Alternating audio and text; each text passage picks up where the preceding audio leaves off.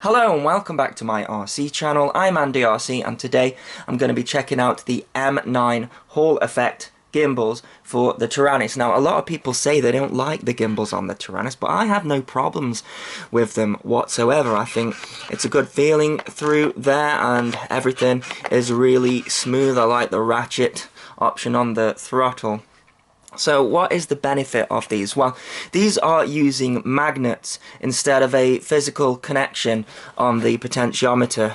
So they kind of do what brushless motors do against brushed, in that they don't wear out because there's no physical connection. Now every time you're moving these, there are parts touching each other and supposedly wearing each other down. Now the problem I've got with that is I have this transmitter here. It is the Futaba FPT8UP and I bought this transmitter in 1996, so it's 21 years old this year and it still works the same way as it does 21 years ago, and it does not have Hall Effect gimbals. So again, this is why I'm a little bit skeptical, but I've got these ones anyway, so I thought I would try and do the upgrade. It should be fairly straightforward, so just let's have a look what we get in here. So it looks like we've got some screws. I think the screws that are in the standard Taranis, I'm going to have to replace those, and then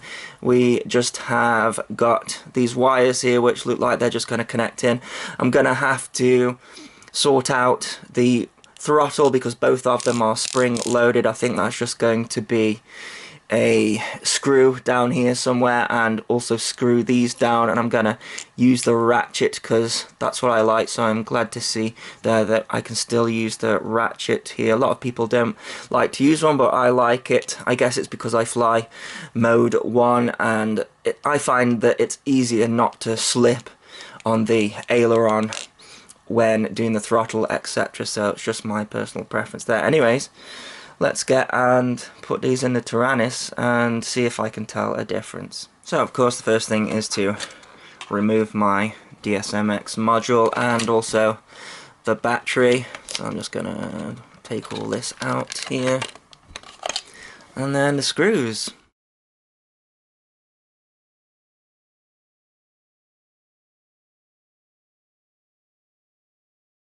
Okay, so I'm going to lift this up carefully, and we have got some things we need to undo. So these just lift up forward like that, and these just pull out like so. And then these are the gimbals, so we have got these screws here, and then these are all the connections, etc. And then these are the screws that have got to come out here. It is a 2.5mm hex driver, and so I'm just gonna take these out here. I'm just gonna do them one by one. And there we go, that has become loose. There we go. So I need to unplug these. We've just got 3 to unplug. And there we go, that's really simple. Okay, so in this instance, you see how we have got the throttle clamp on this side. Actually, when you fit these ones in, it goes on the other side. It won't fit the other way. So that just goes on there like that. And then I'm going to take the screws that they have given us, because I think they are longer, yeah, and then I'm gonna screw this in here.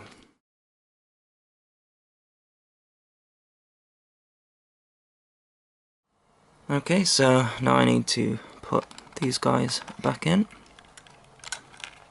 Pretty easy to know which one goes where because this one won't reach up the top there.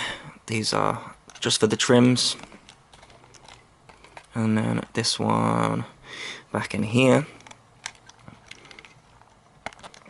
And then I'm going to repeat the same for the other side, but of course I need to sort out the throttle because I fly mode 1, so it's on this side. If you fly mode 2, of course your throttle is going to be on this side. So now it's time to release the tension on the throttle, so that's that axis there, and you can see this part moving up and down, and if you lift that back there you can see that there's a little hole, and this little screw that they provide has got to go into there, and that will lock the throttle. So let's do that next.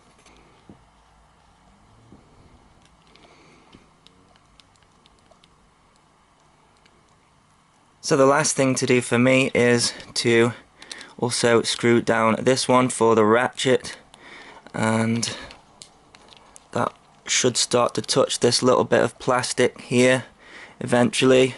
These are very tight, these are, if I remember from the original gimbals. I'm just going to tighten that up, and then that should bend around here. There we go. Might just need to play with the tension a little bit, but that's my own personal preference. What I can do is compare it to this one and tighten it to my liking, hopefully get it as similar to the original as possible. Okay, so everything is back together, and the only thing that I'm noticing so far is there is a bigger gap here than on the original stick, where there's no gap whatsoever, so there is a chance for stuff to go down there, but I guess that's not too much of a problem. You just clean it out, I guess. Now, let's turn it on and see what happens. Welcome to Taranis. Throttle warning. Throttle warning, but my throttle's at the bottom. So it looks like that I'm going to have to calibrate the stick. So if I press exit there, and then if I also go into the menu here, so you can see there that my throttle is not reaching the bottom, and also some of the PWM values are completely out. So I need to calibrate the sticks, which is something that you do when you get a Taranis. So that's going to be a long press here, and then if we keep paging over, I need to find the calibration screen. There we go. Right, so I need to put everything in the center, make sure my sliders are in the center as well, and then if I do press enter to start, center all sticks and sliders, press enter when done, move all sticks and pots, and then sliders as well. Okay, let's turn it on now. Welcome to Taranis. See if it gives me throttle warning. No throttle warning, that's a good sign. So then if I just keep paging over, and there we go, we got 100% now on the throttle. 100% that side, 100% that side. Not quite there on the aileron. Can you see that there though? So my trim's in the middle. They might, yeah, my trim's on in the middle. That's why. So let me just go back over to there. Everything seems to be working fine. So yeah, now it's just to fly with it and see if I like it or not. Okay, this is going to be my live reaction to the new M9 gimbals. Now I mentioned in a previous video that my floss frame got broken, and it kind of did. One of the arms delaminated, and I think it's this one. So just look at the play in that. It's fine that way, but that way it is twisting. None of the other ones do that, just this one. So Albert Kim, is a great YouTuber out there. He was cleverer than me and went and bought some extra arms. He's very kindly offered to send me one, so that's very kind to Albert, and I'll link his channel in the below. I'm sure you're subscribed already, but it should fly fine. It's been flying fine with this play here, but obviously it needs replacing. I've also got the Tattoo R-Line V1s here to try as well, and let's plug it in and go for a fly. Now you're gonna want to retrim your aircraft in Betaflight as well, because everything has changed, of course.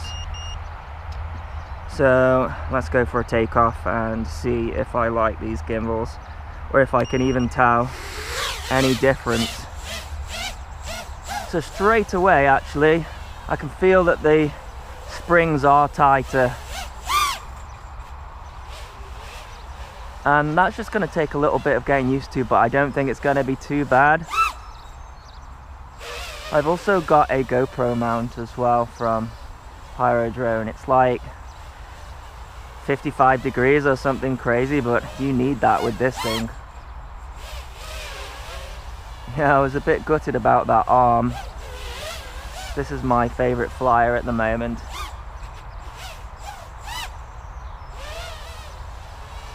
I think I'm going to get used to this. The ratchet seems to be working nicely. I'm not really noticing.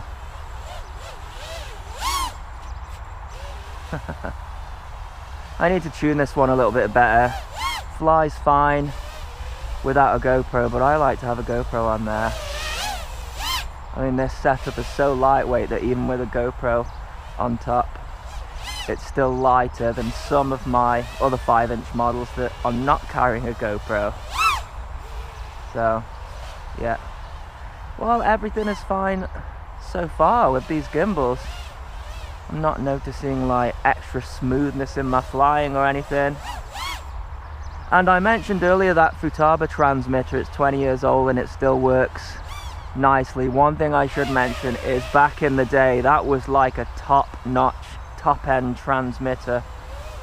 And back then, stuff was built to last and it just isn't these days. So maybe it is a benefit having these better gimbals. I don't think I'm going to be keeping the Taranis for 20 years. But we'll see, you never know. That's the one thing that hasn't really changed that much in this hobby, is the transmitters. If you looked earlier, the Taranis looks very similar still to the Futaba one that is like 20 years older. And when I came back to this hobby, I was expecting to see, you know, full-blown Windows and Android in these transmitters, and some of the expensive ones, they do have something similar. And the Taranis is amazing. I'm not taking anything away from it. What you can do with it's amazing, but yeah, the technology hasn't moved. We have 2.4 of course instead of 35 megahertz. But that's about it really. That other TX, the Futaba one, it has a module in the back even though it's 21 years old, and I'm still using the modules, so I can stick 2.4 in it anyway. But like I say, everything's disposable these days, isn't it? As soon as the latest one comes out, they'll come out with a better Taranis, and then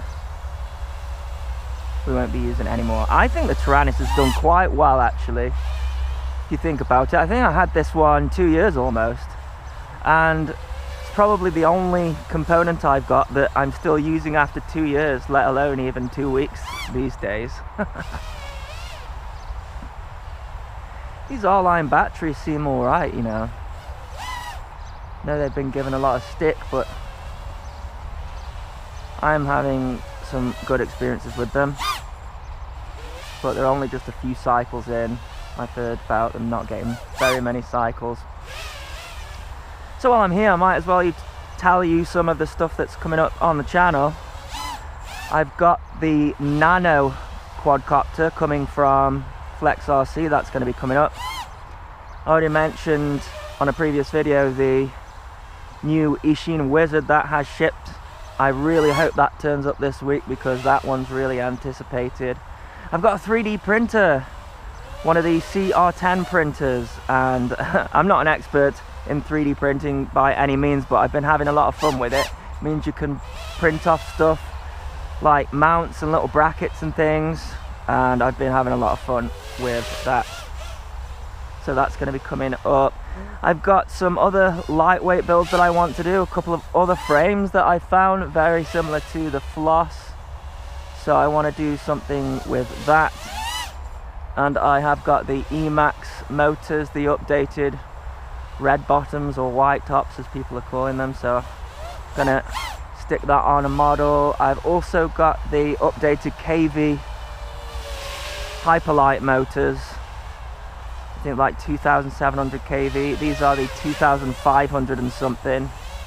So slightly different. So I got that coming up as well. I love flying this model.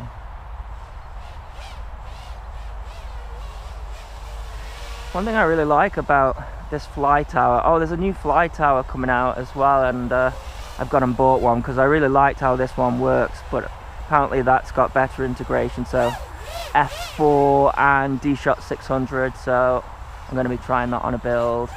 And I've got the Kakute, is that how you call it? Kakute flight controller from Holybro. That's going to go in a build as well. Busy, but fantastic. Wow, I'm liking these gimbals, so I'm going to keep them, and I'll let you know in 21 years time if I'm still using them.